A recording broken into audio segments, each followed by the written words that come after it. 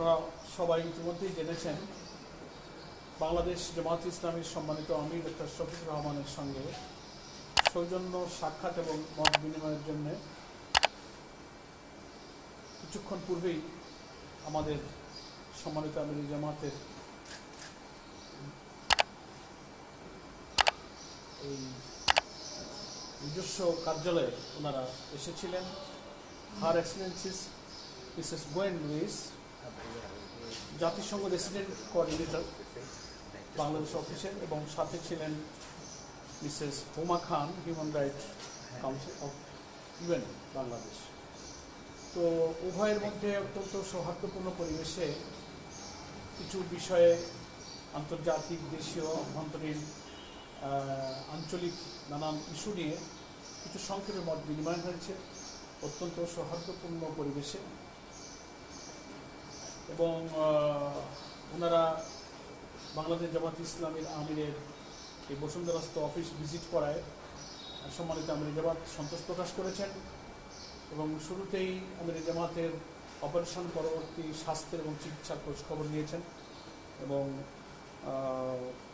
বাংলাদেশের আসন্ন জাতীয় সংসদ নির্বাচন স্বচ্ছ, নিরপেক্ষ, ক্রেডিবল ইলেকশন হওয়ার ব্যাপারে ওনারা আশাবাদী এবং সে ব্যাপারে জামায়াতে ইসলামের যে প্রচেষ্টা, ভূমিকা, সেগুলো নিয়ে আলোচনা হয়েছে। আমাদের রিফর্ম, আমাদের জুলাই চার্টার, এগুলোর মধ্য দিয়ে একটা ন্যাশনাল কনসেনসাস তৈরি হলে নির্বাচনটা নিরপেক্ষ হতে পারে সে ব্যাপারে সুন্দর মত বিনিময় হয়েছে।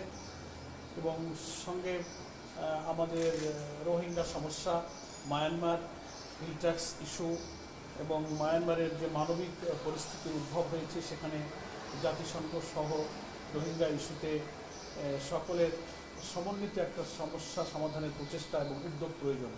তাহলেই এই জাতি এবং এই সংকট থেকে আমরা মুক্তি পাবো। এটা আমাদের জন্য একটা সমস্যা।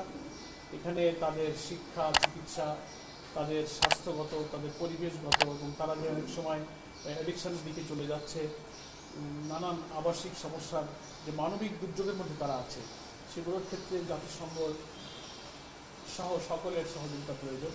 আমাদের সম্মানিত আমির জামাত জানিয়েছেন যে সরাসরি পলিটিক্যাল পার্টি হিসেবে এখানে আমরা ইনভলভ হতে পারি না, কিন্তু কিছু এনজিও, ইসলামিক এনজিও সংস্থার মধ্য দিয়ে তাদের পাশে তারা দাঁড়াচ্ছে এবং আমরা খোঁজখবর রাখছি। আমাদের এই মানবিক সহযোগিতার সঙ্গে আমরাও আছি।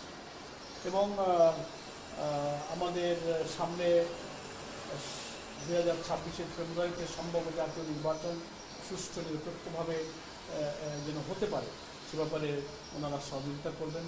এ ব্যাপারে জামায়াতে ইসলামীর ভূমিকা, দেশের গণতন্ত্র এবং আগামী দিনে একটা সুন্দর বাংলাদেশ এবং নতুন একটা রাষ্ট্র কাঠামো গঠনে যে রিফর্ম প্রক্রিয়ার মধ্য দিয়ে দেশ যাচ্ছে, আগামীকালকে ন্যাশনাল কনসেনসাস কমিশনের একটা বৈঠকে একটা সমস্যার নিষ্পত্তির দিকে যাবে বলে আমরা সকলেই আশাবাদী এবং হোপফুল।